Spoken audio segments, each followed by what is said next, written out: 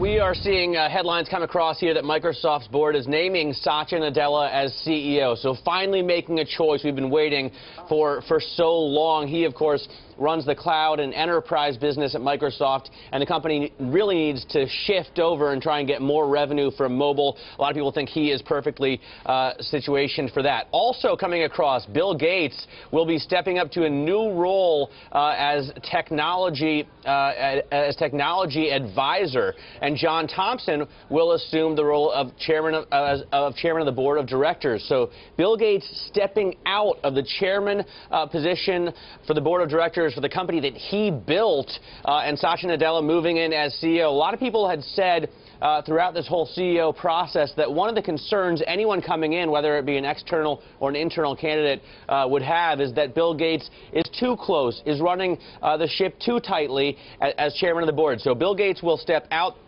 of his position as chairman of the executive board. He'll be a technology advisor. John Thompson's going to replace him in that role. And Satya Nadella, who's been at Microsoft for 22 years, since 1992, is going to step up and become CEO. Now, again, he ran the cloud and enterprise business, so he ran really the internet-based business and the business, B2B business, if you will.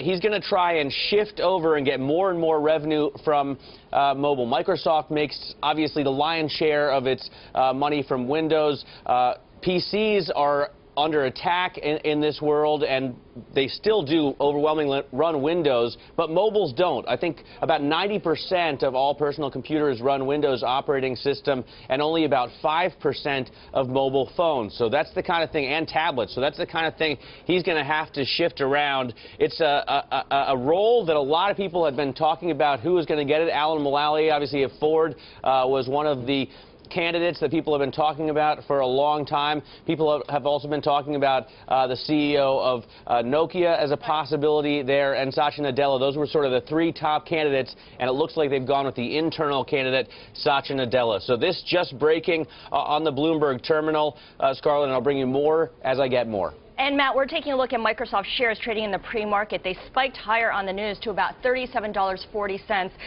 basically bringing them back to around the $38 level, which they traded at before yesterday's big sell-off. Matt, I know that you had been reporting on Alan Mulally as a potential candidate to be CEO of Microsoft, but in the end, he was not deemed a good fit because of that lack of technology experience. Technology and the innovation of technology is still very much a part of this company, even as the focus over the last couple of months has really been on management and making sure that the different units of Microsoft work together. Yeah, I mean, look, Steve Ballmer, who is the current CEO and had announced that he would step down by August of this year, had personally vouched for Alan Mulally before we even knew there was a CEO search in the works.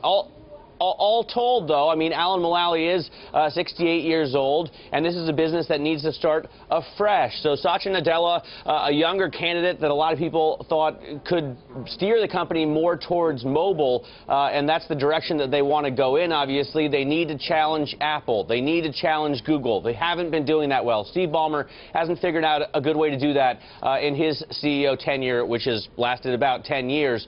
So they need to choose someone with those kind of chops, and they thought Satya Nadella, I guess, was the person to do it. One of the other concerns for Mulally, though, as I said, is that Steve Ballmer is still there. Bill Gates is still chairman of the board. You know, a lot of people who had started the company are still kind of running the company and running the CEO, or the concern was would be running the CEO as he came in. So many reports have been saying if a new CEO is going to come in, he's going to want Bill Gates to step down as chairman of the board, and that has actually happened.